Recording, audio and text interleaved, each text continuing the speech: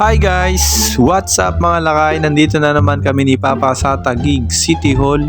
Pagwapo kamat dyaw! So bali pangatlong balik na naman pala ni Papa dito mga lakay simula nung makuha namin yung nilakad namin sa BIR-BGC. Hi guys!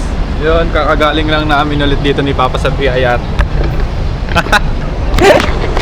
Nakuha na namin yung nilakad namin nung nakaraan. Di na matapos-tapos yung nilalakad nyo, Jo ah. So ayun, pagkatapos namin dito mga lakay ay didiretso naman kami sa SM Aura.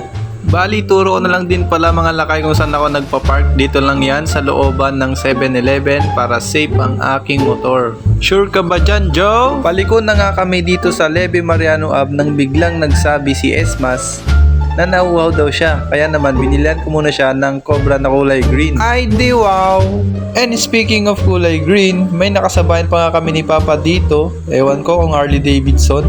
Basta kulay green din. Si Ghost Rider yan, Joe! Di na namin yun overtaken mga lakay. Baka mapahamak pa ang aming buhay. Maya-maya pa ay nakarating na nga kami dito sa SM Aura. Ito nga pala ang itsura ng sasakyan na sinusundan namin sa parking entrance kanina. Pati ba naman yan, Joe? After namin mag-park ay umakyat na nga agad kami ni Papa. Gusto sana namin magagdan pero may elevator naman kaya pinaubayan na lang namin. Nalpas kan, Joe? Kadating namin dito sa 8th floor ay lumiko na agad kami pakaliwa kasi nandito ang aming sadya. Hindi ba nga liwa ka? So ayun, shoutout nga pala dito kila Chief kahit na hindi nagpapa-shoutout. Bali, pinakita nga lang pala ni Papa yung dala naming papel galing sa munisipyo at binigyan naman kami ng form upang fill upan. At bago ko pa masimulan ay nag-log muna ako dito sa kanyang logbook. Malabo na kasi ang mata ni Papa mga lakay kaya kailangan niya ng alalay. Pagkatapos kong ma-fill upan ng form ay pinasa ko na sa kanya. Time's up na kasi. Buti nakahabol kayo, Joe! Medyo nagantay kami dito ng matagal ni Papa ng mga lakay kasi nag-break yata yung sa window na pinagpasahan namin ng papeles. Buti na lang may dalawang marites dito sa aking harapan kaya naman nakinig muna ako sa kanilang pinagchichismisan. Bali, ang topic nga pala nila for today's video mga lakay ay yung nawawalang Miss You candidate ba yun? Sa Batangas pa yun? Hindi ko alam, di kasi ako chismoso. Basta ang sabi ng isa sa kanila na rape daw.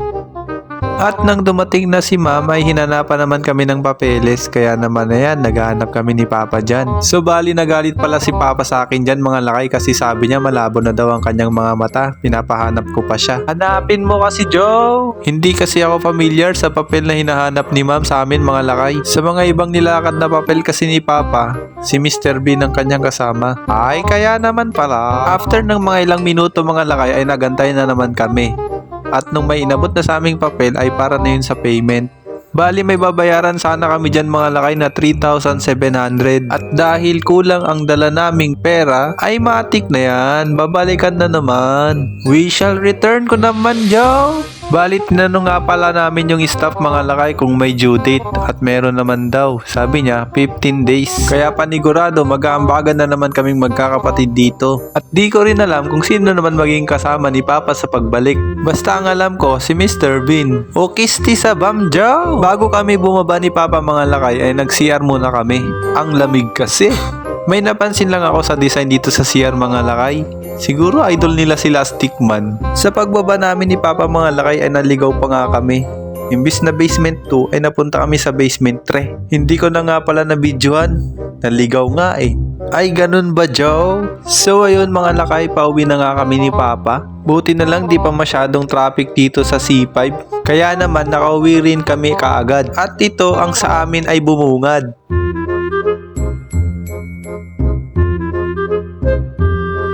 Ang baby Luca ay kapogi naman niya.